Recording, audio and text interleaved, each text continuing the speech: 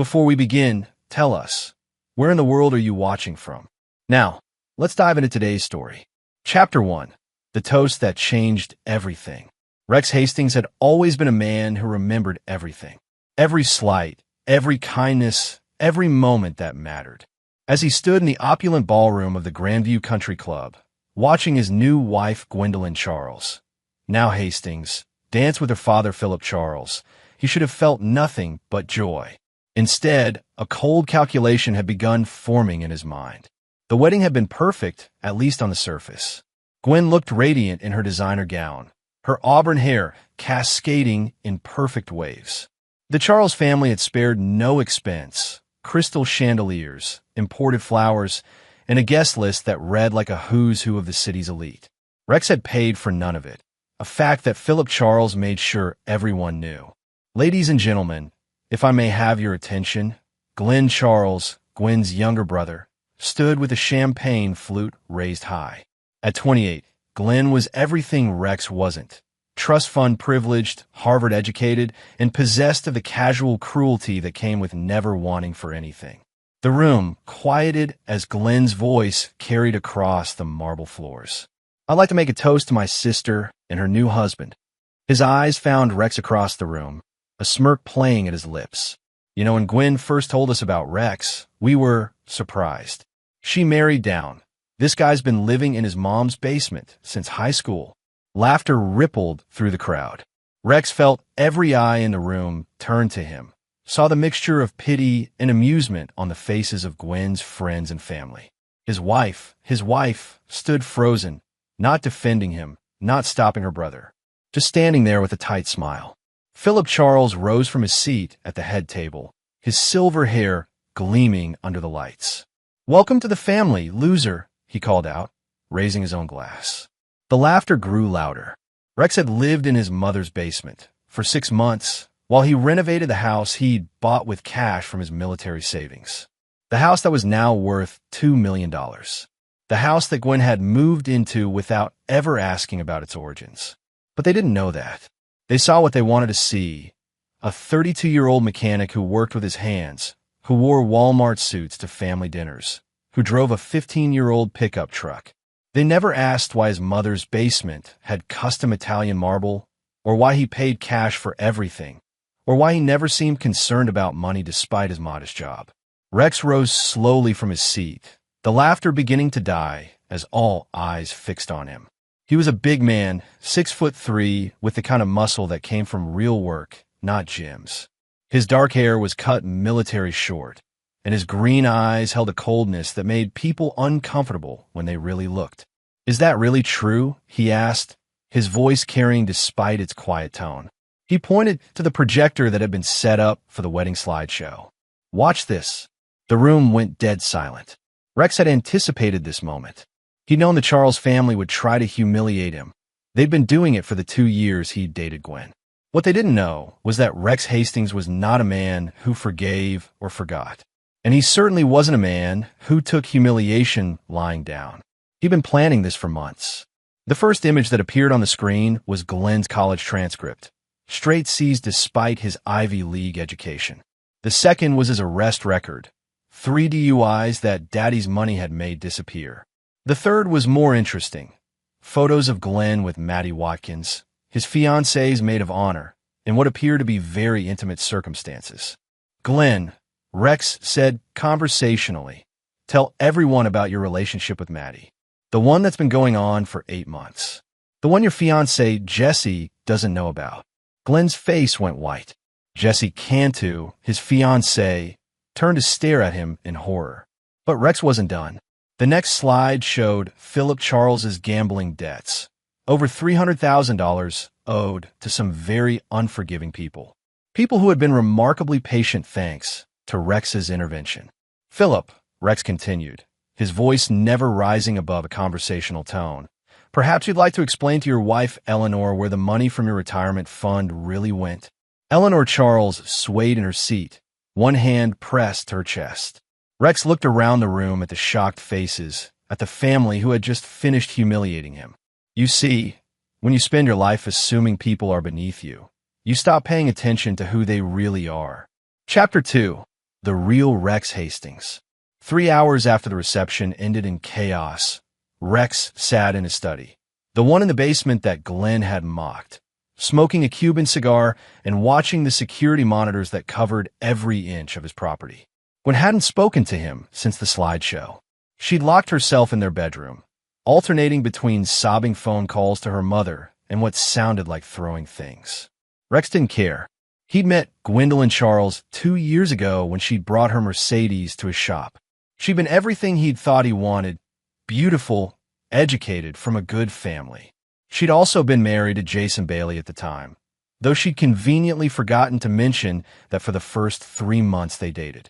Rex had discovered the truth the way he discovered everything, through careful observation and patience. He'd followed her one night, watched her kiss another man goodbye at an expensive restaurant. That man had been Tyler Rivers, her divorce attorney. The same Tyler Rivers who was now handling her divorce from Jason and sleeping with his client. It would have been easy to walk away then. Most men would have. But Rex Hastings wasn't most men. He'd spent 8 years in Army Special Forces, 4 of those in places that didn't exist on any official map. He'd learned patience, planning, and the art of getting revenge on people who thought they were untouchable. So instead of leaving, he'd started planning. The basement study was his sanctuary. Military precision organized everything. File cabinets with detailed dossiers on everyone in Gwen's life, computers with encrypted drives, and a safe containing documents that would destroy half the prominent families in the city. The walls were lined with monitors showing feed from cameras he'd placed throughout the house, in Gwen's car, and in a dozen other strategic locations. Rex had learned early that information was the ultimate weapon. His phone buzzed. A text from an unknown number. "Nice show tonight. We should meet. A friend." Rex smiled. He'd been expecting this. The friend was Kenneth Atkins, a private investigator who specialized in very discreet services for very dangerous people. Rex had used him before, back when he was still active duty and needed certain problems to disappear quietly. Kenneth had reached out 6 months ago, after Rex had started making inquiries about Tyler Rivers. What Kenneth had found was interesting. Tyler Rivers wasn't just a divorce attorney. He was a specialist in helping wealthy wives disappear their assets before their husbands caught on. He'd perfected a system, seduce the client, manipulate the divorce proceedings, take a cut of the hidden assets, and move on to the next mark. Gwen was just his latest victim, except she thought she was the predator. Rex pulled up the files on his computer. Tyler had used the same pattern with 5 other women over the past 3 years. Each time, the husband had been left financially destroyed while Tyler and his client disappeared with millions. The last husband, Ralph Downey, had ended up so destroyed that he'd eaten his gun in his empty mansion. That's when Rex knew Tyler Rivers had to die. But death was too simple. Rex wanted Tyler to understand what it felt like to lose everything: money, reputation, family, hope. He wanted Tyler to beg for the death that wouldn't come. A sound from upstairs drew his attention to the monitors. Gwen was leaving the bedroom. Phone pressed to her ear. Rex turned up the audio feed. "Can't believe he humiliated my family like that," she was saying. "Tyler, I don't care about the plan anymore. I want him destroyed. I want him to lose everything." Tyler Rivers' voice came through clearly. Rex had upgraded the audio equipment last month. "Baby, calm down. This actually works in our favor. Now we have grounds for emotional distress, maybe even defamation. We can take him for everything and claim he was abusive. How soon can we file? I'll have the papers ready by Monday. We'll hit him with divorce, restraining order, and a lawsuit all at once. By the time I'm done with him, he'll be lucky if he keeps that stupid truck." Rex leaned back in his chair, still smiling. They had no idea what they were walking into. He pulled up another file on his computer, the real Rex Hastings. The one who'd inherited $2 million from his grandfather's oil investments. The one who'd turned that into $20 million through careful investments and some very profitable contracts during his military service. The one who owned the auto shop where he worked, plus 3 others across the state. The one who'd bought Gwen's dream house in cash just to watch her fall in love with it. The one who'd been planning her destruction since the day he found out about Tyler Rivers. Chapter 3. The Setup. Monday morning arrived gray and cold, matching Rex's mood as he prepared for war. He'd spent the weekend watching Gwen and Tyler through his surveillance network, documenting every conversation, every plan, every detail of their scheme to destroy him. They were good. He had to give them credit. Tyler had convinced 3 of Gwen's friends to sign affidavits claiming they'd witnessed Rex being emotionally abusive and controlling. Sherry Mayo, Gwen's college roommate, even claimed Rex had threatened her at a dinner party last month. The fact that Rex had never spoken to Sherry beyond polite greetings didn't seem to matter. But Rex had something they didn't expect: time and preparation. He'd known this day was coming for months. Every conversation with Gwen had been calculated, every gift a strategic move, every moment of their marriage a chess piece position for this endgame. While they thought they were manipulating him, he'd been orchestrating their downfall. The auto shop was busy when Rex arrived, but he barely noticed the customers or his employees. His mind was focused on the files he'd been assembling, the evidence he'd been gathering, the trap he'd been setting. "Boss, you okay?" asked Darren Henry, his shop foreman. Darren was one of the few people who knew Rex's real background. They'd served together in Afghanistan before Darren lost his leg to an IED. "You look like you're about to kill someone." "Not kill," Rex said quietly. "Something worse." At 10:30, a process server arrived with the divorce papers. Rex read them while drinking coffee, noting every lie, every exaggeration, every legal maneuver Tyler thought would work. The man was good. The papers painted Rex as an unstable, abusive husband who trapped an innocent woman in a nightmare marriage. If a judge saw only these papers, Rex would lose everything. But Rex had insurance. He picked up his phone and dialed a number he'd memorized months ago. "Christoph, it's Rex. Is your offer still good?" Christoph Archer was what polite people called a debt collector and what realistic people called a loan shark. He was also the man who owned Philip Charles's gambling debts, debts that Rex had quietly purchased last month for 70 cents on the dollar. "Rex, my friend, of course. When do you want me to collect?" "Tonight. Make it memorable, but don't permanently damage him. I need him functional for what comes next. Consider it done." "What about the interest payments you've been making?" "Stop them. Let him know exactly how much trouble he's in." Rex's next call was to Kenneth Atkins. "Kenneth, I need you to deliver some packages today. To every law firm in the city. Make sure Tyler Rivers knows they're coming." The packages contained copies of Tyler's files on his previous victims, along with documented evidence of his pattern of fraud. Rex had spent months gathering the evidence, tracking down ruined husbands, building an ironclad case that would destroy Tyler's career and land him in prison. But prison wasn't enough. Rex's final call was to someone who didn't have a name, just a number. The voice that answered spoke with a slight accent that could have been Eastern European or Middle Eastern. It was deliberately hard to place. "Rex Hastings. How interesting. I wonder when you would call. Is the girl still available?" "Lynn?" "Yes, though she's become quite expensive since her last assignment." Lynn Chung was what the intelligence community called a honey trap, a specialist in seducing targets and extracting information. Rex had worked with her once during a black operation in Thailand. She was beautiful, brilliant, and absolutely without conscience when it came to her work. "I need her to get close to Tyler Rivers. Complete infiltration. Make him fall in love. Make him trust her. Make him tell her everything. Timeline: she has 2 weeks to make contact, 1 month to gain his trust. After that, I'll give you the endgame. Payment: $200,000, plus a bonus if she's willing to go further than usual." "How much further?" Rex smiled coldly. "As far as necessary." After hanging up, Rex returned to reading Tyler's divorce filing. The man had been thorough. Claims of emotional abuse, financial manipulation, threats against Gwen's family. All lies, but well-crafted lies that would be hard to disprove in court. What Tyler didn't know was that Rex had been recording everything for months. Every conversation, every argument, every intimate moment between Tyler and Gwen. The cameras in their house weren't just for security, they were insurance policies. But more than that, Rex had spent 2 years studying Tyler Rivers the way a sniper studies a target. He knew Tyler's weaknesses, his fears, his guilty secrets. He knew about Tyler's cocaine habit, carefully hidden from his law partners. He knew about Tyler's gambling problem, worse than Philip Charles's.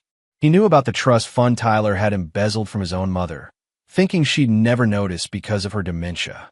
Most importantly, Rex knew about Tyler's real father, the one Tyler thought no one knew about, the one who would be very interested to learn he had a son, the one who ran the most feared crime family on the East Coast.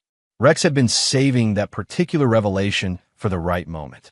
As he closed the divorce files, Rex felt the familiar calm that came before action. He'd spent months in preparation, and now the war was beginning. Gwen and Tyler thought they were hunters, but they'd made one crucial mistake. They'd chosen to hunt the apex predator. Chapter 4. The Trap Springs. 2 weeks after the divorce papers were served, Rex watched from his surveillance center as his plan began to unfold. Tyler Rivers was about to have the worst day of his life, and he didn't even know it yet. Lin Chung had exceeded Rex's expectations. Within 5 days, she'd accidentally bumped into Tyler at his favorite coffee shop, spilling espresso all over his expensive suit. By day 7, they were having dinner at the city's most exclusive restaurant. By day 14, Tyler was canceling meetings with Gwen to spend time with his new obsession. Rex watched the feed from the camera Lin had planted in Tyler's downtown penthouse. Tyler was pacing, phone pressed to his ear, while Lin lounged on his Italian leather sofa, wearing nothing but one of his shirts. "Gwen, I told you, something came up," Tyler was saying. "We can discuss the deposition prep tomorrow." Gwen's voice came through clearly, sharp with anger. "Tyler, I'm paying you a fortune to destroy my husband, not to chase after some Asian girl you picked up in a coffee shop." Rex smiled. Racial slurs weren't a good look in divorce proceedings, especially when they were being recorded. "Don't talk about Lynn that way," Tyler snapped. "And don't tell me how to do my job. I've been handling divorces since before you knew what a prenup was. Maybe I should find a new attorney. Good luck. After what your husband pulled at the wedding, no decent firm in the city will touch you." Tyler hung up and turned to Lynn, who was pretending to read a magazine. "Sorry about that, baby. Client drama." Lynn looked up with perfectly crafted concern. "The woman from the other night?" She seemed intense. "Gwen's just stressed. Her husband turned out to be more than she bargained for." "What do you mean?" Tyler sat beside her, running his hand through her long black hair. "Let's just say Rex Hastings isn't the simple mechanic everyone thought he was. The man has resources we didn't expect. Resources, money, information, the kind of connections that make problems disappear." Lynn moved closer, her voice dropping to a whisper. "That sounds dangerous. Are you safe?" "I'm fine. I've handled worse than Rex Hastings." Rex laughed at that. Tyler had no idea what he was dealing with. The intercom in Rex's study buzzed. "Boss, Kenneth's here," came Darren's voice. "Send him down." Kenneth Atkins descended into the study carrying a thick manila folder. The private investigator looked tired but satisfied, the expression of a man who'd been up all night gathering dirt. "You're going to love this," Kenneth said, dropping the folder on Rex's desk. Tyler Rivers just made the biggest mistake of his life. Rex opened the folder and began reading. The first document was a bank statement showing a $2 million transfer from Tyler's trust account to an offshore bank in the Cayman Islands. The second was a recorded phone conversation between Tyler and a man named Bobby Bennett, discussing the laundering of money from a construction fraud scheme. "How did you get this?" Rex asked. "Tyler's been using a new accountant, Mitchell Doherty. Mitchell's good at hiding money, but he's better at keeping records for insurance." When I explained that Tyler was about to be investigated by both the FBI and the State Bar Association, Mitchell decided cooperation was his best option. Rex continued reading. Tyler hadn't just been stealing from divorce clients. He'd been running a complex fraud operation involving construction contracts, environmental cleanup funds, and insurance settlements. The man had stolen over $15 million in the past 3 years. "There's more," Kenneth said. "Tyler's been blackmailing some of his clients. Remember Renee Vasquez, the pharmaceutical heiress who divorced her husband last year?" Rex nodded. The Vasquez divorce had been front-page news, a bitter battle that ended with the husband getting almost nothing. Tyler has videos of her killing her first husband. Made it look like a heart attack, but she used a rare poison that Tyler helped her obtain. He's been bleeding her for $2 million a year to keep quiet. Rex set down the documents. How many people has this man destroyed? Directly? At least 20 families. Indirectly? Hundreds. The construction fraud alone put 3 companies out of business. 400 jobs lost. Rex felt the cold anger building in his chest. Tyler Rivers wasn't just a criminal. He was a predator who destroyed lives for profit. The kind of man Rex had been trained to eliminate. Kenneth, I need you to compile everything into 3 packages. 1 goes to the FBI, 1 to the district attorney, and 1 to the State Bar Association. But don't deliver them yet. What's the timeline? I want Tyler to understand what's coming. Give him the fear first, then the consequences. Rex's phone buzzed with a text from Lynn. T confessed to GW affair. Says she was supposed to be quick mark, but turned into liability. Planning to frame her for emotional abuse claims. Wants her psychiatric evaluation to show instability. Will testify against her if needed. Rex smiled. Tyler Rivers was about to learn that betraying your conspirators was a dangerous game. But before Rex could respond to Lynn, his security system chimed with an alert. Someone was approaching the house. The monitors showed Gwen's Mercedes pulling into the driveway, followed by a police cruiser. Rex watched as Gwen got out of her car and spoke to the uniformed officers. She was animated, gesturing toward the house, clearly upset about something. After a brief conversation, she led the officers to the front door. The doorbell rang. Rex checked his appearance in the mirror, grease-stained work shirt, old jeans, the image of a simple mechanic. He climbed the stairs and opened the door with a confused expression. Mr. Hastings? The older officer was polite but wary. I'm Officer Jesus Rocha. This is Officer Edwin McCann. We've had a complaint about some disturbing materials found on your wife's computer. Rex frowned. What kind of materials? Gwen stepped forward, her face a mask of righteous indignation. Don't act innocent, Rex. The photographs, the surveillance videos, the files about my family and friends. My attorney says it's stalking and harassment. I'm sorry, officers, but I don't know what she's talking about. Officer Rocha held up a tablet, showing what appeared to be screenshots from Rex's surveillance system. Mr. Hastings, these appear to be from cameras placed in your home without your wife's knowledge or consent. That's illegal in this state. Rex examined the images, his expression shifting from confusion to understanding to anger. Officers, I think there's been a misunderstanding. Those cameras were installed for our security system, with my wife's full knowledge and consent. That's a lie. Gwen snapped. Gwen, Rex said calmly. Remember when we had the break-in last year? You specifically asked me to install cameras in every room so you'd feel safe. The officers looked between them, clearly uncertain. Mr. Hastings, Officer McCann said, we're going to need to see the original security system documentation and any consent forms. Of course. Please come in. As they entered the house, Rex smiled inwardly. Gwen had just made another critical mistake. By involving the police, she'd opened the door for Rex to reveal exactly what his cameras had recorded.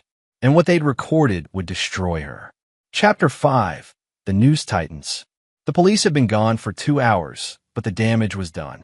Officer Rocha had taken copies of the security system documentation, all perfectly legal, along with Gwen's signed consent forms and several sample videos that showed her explicitly approving the camera locations. What the officers hadn't seen were the recordings Rex planned to release at the right moment. Now Rex sat in his study, watching multiple feeds as his enemies made mistake after mistake. On one screen, Tyler was having a heated phone conversation with someone at his law firm. On another, Gwen was at her parents' house, screaming at her mother while Philip cowered in his study. On a third, Lynn was photographing documents from Tyler's home safe. It was beautiful orchestration. Rex's secure phone rang. The number only 3 people in the world knew. Hastings. Rex, it's Orlando Newton. The voice belonged to his former commanding officer, now a deputy director at the Department of Defense. I got a message. Are you sure you want to use this asset? I'm sure. Adam Wynn is not a subtle man, Rex. When he moves against a target, there's usually nothing left. That's exactly what I need. Orlando was quiet for a moment. The target has family, a mother with dementia in a care facility. She's the only innocent in this equation. She'll be protected, but everyone else. I understand. 24 hours, Rex. After that, this conversation never happened. Rex hung up and turned his attention back to the monitors. Tyler had finished his phone call and was now pouring himself a large scotch, his third since the police visit. Lynn was curled up beside him, running her fingers through his hair while he ranted. "That bastard is playing games with me," Tyler was saying. "First the wedding slideshow, now police at his door. He's trying to provoke me. Maybe you should walk away," Lynn suggested. "Find an easier target." "No, I've invested too much time in this. Besides, Gwen's loaded. Her family has money going back generations. What if he has more resources than you think?" Tyler laughed bitterly. "He's a mechanic, Lynn. He lives in his mother's basement and drives a pickup truck. Whatever money he had for that slideshow, it's probably gone." Rex made a note to send Tyler a gift, something that would show him exactly how wrong he was. His regular phone buzzed with a text from Kenneth. Package delivered to Tyler's office. Partners calling emergency meeting. Bar Association launching investigation. FBI requesting interview. Perfect timing. Rex pulled up Tyler's office cameras. Kenneth had installed them during a security consultation last month. The feed showed Tyler's law partners, Philip Gifford and Jerry Gillespie, waiting in the conference room while Tyler paced outside, phone pressed to his ear. "I don't care what the FBI wants," Tyler was shouting into the phone. "This is a witch hunt orchestrated by client's husband. It's all fabricated." Through the conference room window, Rex could see Philip Gifford reviewing the evidence Kenneth had compiled. The man's face was growing paler by the page. "Tyler," Jerry called out, "get in here." Now, Tyler entered the conference room and closed the door. Rex turned up the audio. "Sit down," Philip said quietly. "We need to talk about these allegations." "They're all lies, Philip. Rex Hastings is." "Tyler." Jerry's voice was deadly calm. "Did you or did you not steal $2 million from the Vasquez estate?" "That's ridiculous. Because we have bank records showing transfers from our trust account to offshore banks in the Cayman Islands. Transfers that you authorized." Tyler's face went white. That's for legitimate case expenses. $2 million in case expenses." Philip stood up. "Tyler, we've been partners for 8 years. I've known you since law school. Don't lie to my face. I can explain." "Explain this," Jerry said, sliding a photograph across the table. "This is you meeting with Bobby Bennett last month. Bobby Bennett, who's currently under investigation for construction fraud. The same Bobby Bennett who's named in these FBI documents as a co-conspirator." Tyler sank into his chair. "You don't understand. I got over my head. These people, they don't take no for an answer." "What people?" "The ones Bobby works for. They needed someone to launder money through legal settlements. They said if I didn't help, they'd kill me." Rex laughed softly. Tyler was telling the truth, but only part of it.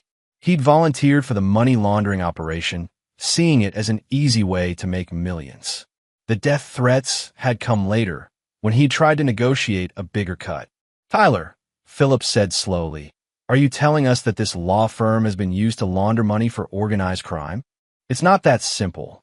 Answer the question." "Yes," Tyler whispered, "but I can fix this. I can make it all go away." "How?" "Rex Hastings. He's the one who gave this information to the FBI. If something happens to him, if he has an accident or disappears, the investigation dies with him." The room went dead silent. Rex leaned forward, making sure his recording equipment was capturing every word. "Tyler," Jerry said very carefully, "are you suggesting we murder a client's husband?" "I'm suggesting we protect ourselves by any means necessary." Philip Gifford stood up and walked to the door. "Security, please escort Mr. Rivers from the building. He's no longer a partner in this firm." "Philip, wait. Don't." Jerry was gathering the files from the table. "Don't say another word. You've destroyed this firm, Tyler. 20 years of building a reputation, gone because you got greedy." Security guards entered and flanked Tyler. As they let him out, he looked back at his former partners. "This isn't over. Rex Hastings is going to pay for what he's done." Rex smiled and made another note. Tyler had just threatened to murder him in front of witnesses. That would be useful in court. But court was the least of Tyler's problems now. Rex picked up his secure phone and dialed Adam Wynn's number. "It's time." "Understood." The target, Tyler Rivers, Downtown penthouse, probably armed and definitely dangerous. Consider him hostile. Rules of engagement, no permanent damage yet. I want him functional but scared. Make him understand that his life belongs to me now. Copy that. What about the woman he's with? Rex glanced at the monitor, showing Lynn curled up on Tyler's couch. She's one of ours. Extract her safely. 20 minutes. Rex hung up and settled back to watch the show. Tyler Rivers was about to learn what happened when you threatened Rex Hastings. And this was just the beginning. Chapter 6. The Hunter Becomes Prey. Tyler Rivers was drunk, angry, and making increasingly poor decisions. Exactly where Rex wanted him. The penthouse cameras showed Tyler pacing like a caged animal, bottle of scotch in one hand, phone in the other. He'd been calling contacts all evening, trying to find someone willing to handle his Rex Hastings problem. So far, he'd struck out. The kind of people who solve problems with violence weren't eager to work with someone under FBI investigation. Lynn sat on the couch, watching Tyler with carefully crafted concern. She'd already planted 3 additional recording devices around the apartment and photographed every document in Tyler's safe. More importantly, she'd convinced Tyler to tell her everything. His crimes, his plans, his desperate schemes to escape the trap closing around him. Rex's phone buzzed with a text from Adam Wynn. In position. Ready on your signal. Not yet. Rex wanted Tyler to dig the hole a little deeper first. Baby, come sit down, Lynn called out. You're making me nervous. Tyler collapsed beside her, reeking of alcohol. I'm sorry, sweetheart. This is just... everything's falling apart. Tell me what's happening. Maybe I can help. Tyler laughed bitterly. Unless you know someone who can make the FBI disappear, I don't think so. What did you do? What didn't I do? Tyler took another drink. Fraud, money laundering, blackmail, theft. I've been stealing from clients for years, Lynn. Millions of dollars. Oh my God. And now, some mechanic, some fucking nobody, has destroyed everything. Rex Hastings uploaded my entire life to the FBI like it was a goddamn email attachment. Lynn moved closer, her hand on Tyler's chest. Who is he really? This Rex? I don't know. Tyler slammed the bottle down. Gwen says he's just a mechanic who lives with his mother, but mechanics don't have the resources to do what he's done. Mechanics don't have FBI connections. What are you going to do? Tyler was quiet for a long moment, staring out at the city lights. I'm going to kill him. Tyler, I'm serious. It's him or me now. If Rex Hastings dies, the investigation dies with him. His evidence becomes hearsay, his recordings inadmissible. I can claim he was stalking and harassing me, that he fabricated everything out of jealousy. What about Gwen? She'll back me up. She hates him more than I do now. Rex texted Adam. Subject just confessed to planned murder. Move in 60 seconds. On the monitor, Tyler was pulling a gun from a drawer, a chrome-plated .45 that he probably thought looked intimidating. He was checking the magazine when the lights in his penthouse suddenly went out. Emergency lighting kicked in, casting everything in an eerie red glow. What the hell? Tyler stood up, gun in hand. Lynn, get behind me. But Lynn was gone.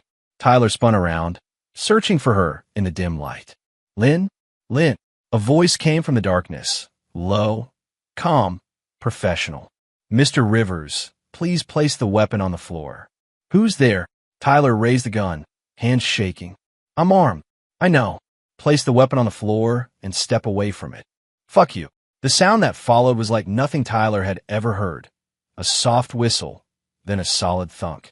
The gun flew from his hands as a knife buried itself in the wall an inch from his fingers. Adam Wynn stepped into the red light, like something from a nightmare.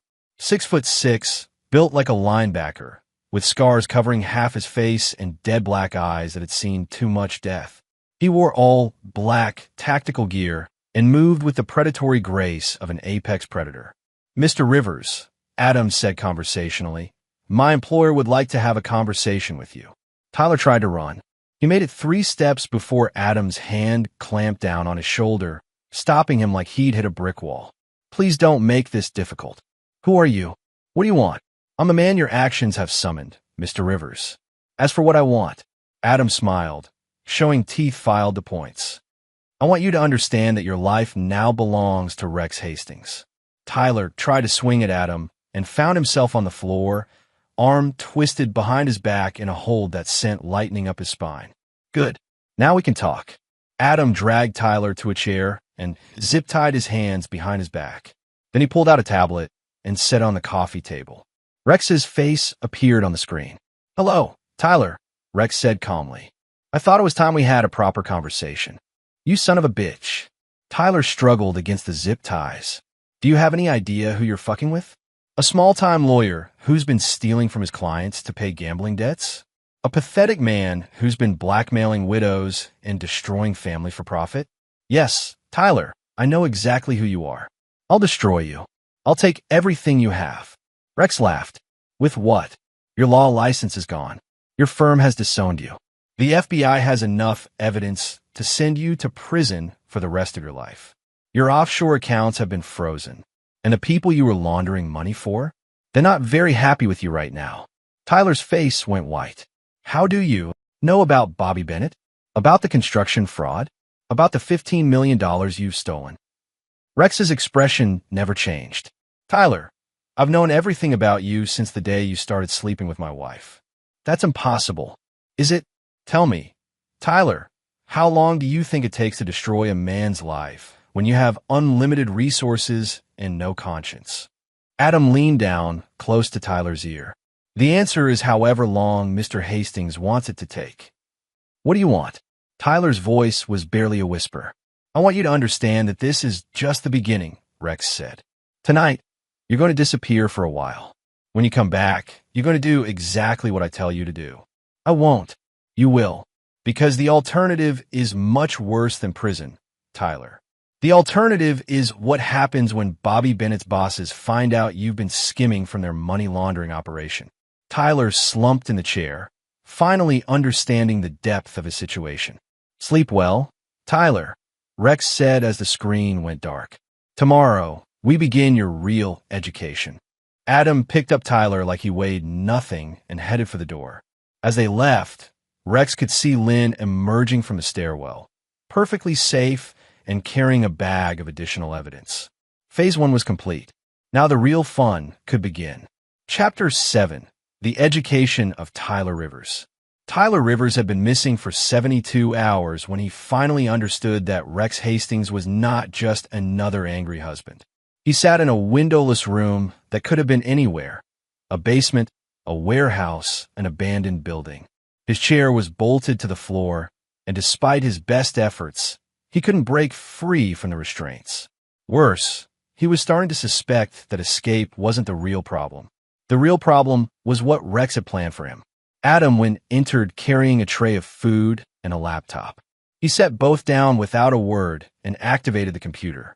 Rex's face appeared on the screen, and Tyler noticed he was wearing a different shirt than yesterday. Time was passing in the real world while Tyler sat in this nightmare. "Good morning, Tyler. I trust you're beginning to appreciate your situation." "Let me go," Tyler croaked. His throat was raw from screaming for help that never came. "I will. Eventually. But first, you're going to help me with something." The laptop screen split, showing Rex on one side and what appeared to be a live video feed on the other. Tyler recognized the location immediately. It was Gwen's parents' house. "Your former client is having a difficult week," Rex said conversationally. "The police returned yesterday with a warrant to search her car. Apparently, someone tipped them off about drug residue in the trunk."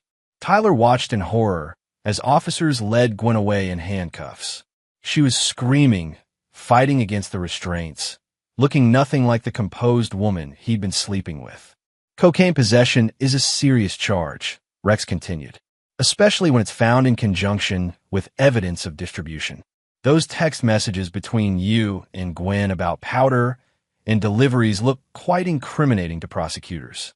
Those were about construction materials for her renovation project. Were they? Because the phone records show those conversations happening at the same time as documented drug purchases from Bobby Bennett's associates." Tyler's blood ran cold. "You planted evidence. Did I? Or did I simply document what was already there?" Rex's smile was terrifying in its calmness. "You see, Tyler, When you've been stealing from drug dealers, they tend to use your services for other things, like moving product through your legitimate business operations. The video feed switched to show Glenn Charles being arrested at his office. He was crying, begging the officers to contact his lawyer. Glenn's been charged with fraud and embezzlement from his own company, Rex explained. Apparently, he's been stealing from employee pension funds to pay gambling debts. The evidence is quite conclusive. You're destroying innocent people. Rex's expression didn't change. Innocent? Glenn Charles stole $2 million from people who trusted him. Your wife has been using your relationship to funnel drugs through her family's legitimate businesses. And Philip Charles. The feed switched again, showing Philip being loaded into an ambulance. Well, Philip just had a very serious conversation with some people about his gambling debts. Is he dead? Broken legs. Broken arms. But alive. Christoph's people are professionals. They know how to send a message without creating a corpse. Tyler was beginning to understand the scope of what Rex had orchestrated. This wasn't just revenge, it was systematic destruction. What do you want from me? Your cooperation. You're going to help me finish this. I won't. You will, Rex interrupted. Because if you don't, the video of you confessing to Renee Vasquez's murder goes to the FBI today. Tyler went white. What video? The laptop screen showed Tyler in his penthouse, drunk and angry, telling Lynn about his blackmail schemes. But this wasn't the conversation Tyler remembered.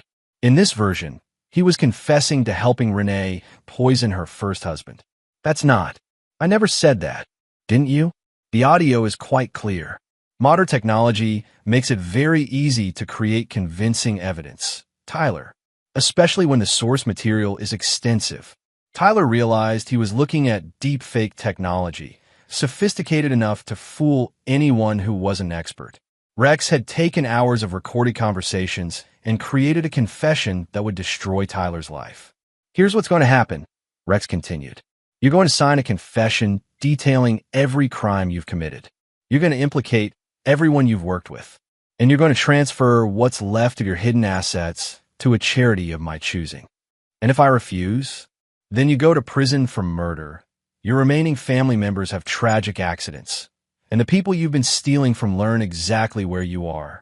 Adam placed a pen and legal documents in front of Tyler. The confession was already prepared, typed in perfect legal language, detailing crimes Tyler hadn't even remembered committing. You have 1 hour to decide, Rex said. Choose wisely. The screen went dark, leaving Tyler alone with his thoughts and the weight of his choices.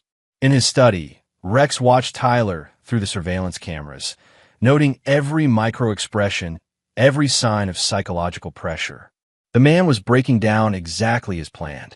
Rex's phone buzzed with a text from Lynn. Mission complete. Tyler's accounts accessed. Total recovery, $18.2 million. Another text, this one from Kenneth. FBI took the bait. Federal task force forming. RICO charges pending. And finally, one from Adam. Subject ready for phase 2. Orders. Rex smiled and began typing his response. Tyler Rivers was about to learn that signing the confession was just the beginning of his education. The real lessons were about to start. Chapter 8, the final lesson. Tyler signed a confession after 47 minutes, his hand shaking so badly that his signature was barely legible. He'd read every page twice, understanding that his name on that document meant life in prison even if Rex kept his other promises. But Rex Hastings wasn't finished with him yet. Excellent choice, Rex said when the laptop screen flickered back to life. Now, for phase 2 of your education. I did what you asked. Let me go. Tyler, we haven't even begun to address your real crimes yet. The screen split again, but this time it showed surveillance footage from Ralph Downey's house, the husband who'd killed himself after Tyler destroyed his life. The timestamp showed the day before Ralph's suicide. Tell me about Ralph Downey, Rex said. I don't know what you mean. You don't? Because this video shows you at his house, having what appears to be a very heated conversation. What were you discussing, Tyler? Tyler watched in horror as the footage showed him arguing with a broken man in an empty mansion. Ralph looked like he hadn't slept in weeks, like he'd lost everything that mattered to him. He was He was threatening to expose my methods. I had to make sure he understood the consequences. The consequences of what? Of talking to the media. Of telling people how I'd manipulated his divorce. And what did you tell him those consequences would be? Tyler was quiet for a long moment. I told him that if he tried to destroy me, I'd make sure he never saw his children again. His children who were already living across the country with their mother? Yes. His children who had been told by their mother that their father was a dangerous criminal who couldn't be trusted? Yes. His children who were never going to see him again, anyway. Tyler's voice was barely a whisper. Yes. So you threatened a suicidal man with losing the only thing he had left to hope for. The next day, he put a gun in his mouth. That wasn't my fault, wasn't it? Rex's voice remained calm, but Tyler could hear the deadly cold underneath. You destroyed his marriage, stole his money, turned his children against him, and then threatened to make sure he'd never see them again. What exactly did you think would happen? Tyler was crying now, understanding for the first time the full weight of what he'd done. I never meant for him to kill himself, but you did mean to destroy him completely. You did mean to take everything that made his life worth living. Yes, Tyler whispered. Good. That's the first honest thing you've said. The video feed changed to show a new location, a cemetery. Rex was standing beside a fresh grave, flowers in his hand. I visited Ralph's grave yesterday, Rex said. Do you know what I found there? Tyler shook his head. Nothing. No flowers, no visitors, no signs that anyone remembered he existed.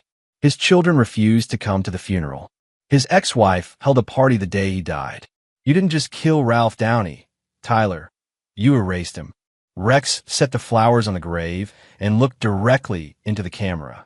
That's when I decided that destroying your life wasn't enough. Tyler felt ice water in his veins. What do you mean? I mean that you're going to experience exactly what Ralph experienced. Every feeling, every loss, every moment of despair that led him to put that gun in his mouth. You can't. Can't I? Tell me, Tyler, how long do you think a man like you would last in general population at a federal prison? The implication hit Tyler like a physical blow. Rex wasn't just sending him to prison. He was sending him to die. But I have a better idea, Rex continued. Something more educational. Adam entered the room carrying what appeared to be a doctor's bag. Tyler tried to struggle as Adam prepared a syringe. Don't worry, Rex said. It's not poison. It's a very special cocktail designed by some very talented chemists. You're going to experience every emotion that Ralph Downey felt in his final weeks. The despair, the hopelessness, the crushing weight of having lost everything that mattered. That's insane, is it? You seem to think driving people to suicide is acceptable business practice. I'm simply giving you a more direct education in the consequences. The needle went into Tyler's arm before he could protest further. The beautiful thing about modern pharmacology, Rex explained as Tyler began to feel the effects, is that we can induce specific emotional states with remarkable precision. Over the next few hours, you're going to feel exactly what your victims felt. Tyler's vision began to blur, and a crushing sense of despair settled over him like a physical weight. Every mistake he'd ever made, every person he'd hurt, every moment of cruelty seemed magnified until it was unbearable. Please, he whispered, make it stop. No, Rex said simply. This is your education, Tyler. This is what it feels like to be on the receiving end of your particular brand of justice. Hours passed, or maybe days. Tyler couldn't tell anymore. The drugs made time elastic, stretching moments of despair into eternities. He found himself thinking about Ralph Downey, understanding for the first time what that final day must have been like. When the effects finally began to wear off, Tyler was a broken man. He looked up at the camera with hollow eyes. I understand, he whispered. Do you? I'm going to prison. I'm going to die there, and no one will remember me. That's right. But first, you have one more job to do. Tyler didn't ask what it was. He no longer had the strength to fight. You're going to call a press conference, Rex explained. You're going to confess to everything, every crime, every victim, every life you've destroyed. You're going to make sure the families you've hurt get some measure of justice. And then you disappear forever. Rex's image faded from the screen, leaving Tyler alone with the weight of his choices and the crushing knowledge that Rex Hastings had won completely. In his study, Rex watched Tyler's broken form on the monitor and felt no satisfaction, no joy, no sense of victory. This had never been about feeling good. It had been about balance. The scales were finally even. Chapter 9. The Last Laugh.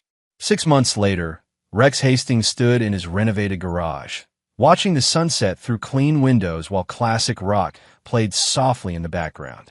The space had been transformed. No longer a working auto shop, but a showroom for his collection of restored muscle cars. The Camaro he was polishing had belonged to Ralph Downey. Rex had bought it from the estate sale and spent months bringing it back to its former glory. The Tyler Rivers case had closed 3 weeks ago with a guilty plea to 47 federal charges. Tyler had kept his word about the press conference, confessing to crimes spanning a decade and implicating dozens of co-conspirators. The man who emerged from that windowless room bore little resemblance to the arrogant attorney who'd stolen millions from desperate families. Tyler was serving consecutive life sentences in a maximum security federal prison. Rex had made sure he was placed in general population, exactly as promised. According to Kenneth's contacts in the prison system, Tyler spent 23 hours a day in protective custody after 3 separate attempts on his life. The other hour was spent in a concrete exercise yard, alone, counting down the days until someone finally succeeded in killing him. Rex felt no sympathy. Gwen had lasted 2 months in county jail before hanging herself with a bedsheet. Her suicide note blamed Rex for destroying her family, claiming he'd manipulated her into the affair with Tyler. The note conveniently omitted her plans to steal his assets or her drug distribution activities. Rex had attended the funeral, standing in the back while Philip Charles, wheelchair-bound and broken, buried his daughter. Glenn Charles had disappeared entirely. Officially, he'd fled the country to avoid prosecution for pension fraud. Unofficially, he'd made the mistake of trying to blackmail one of Bobby Bennett's associates and had been dissolved in acid at a chemical processing plant outside the city. Rex neither confirmed nor denied his involvement in Glenn's fate. Philip Charles lived in a nursing home now, his gambling debts having consumed what remained of the family fortune. His broken bones had healed badly, leaving him unable to walk without assistance. Eleanor visited him twice a week, though she'd filed for divorce and moved in with her sister. The Charles family legacy, 3 generations of social prominence, had died with Gwen. The doorbell chimed, interrupting Rex's thoughts. Security monitors showed Kenneth Atkins at the front door, carrying a bottle of expensive scotch and wearing the satisfied expression of a man whose work was finally complete. "Kenneth," Rex said, opening the door. "Right on time. The FBI closed the last of the Tyler Rivers investigations today," Kenneth said, following Rex back to the garage. 73 arrests, 24 convictions, over $40 million in recovered assets.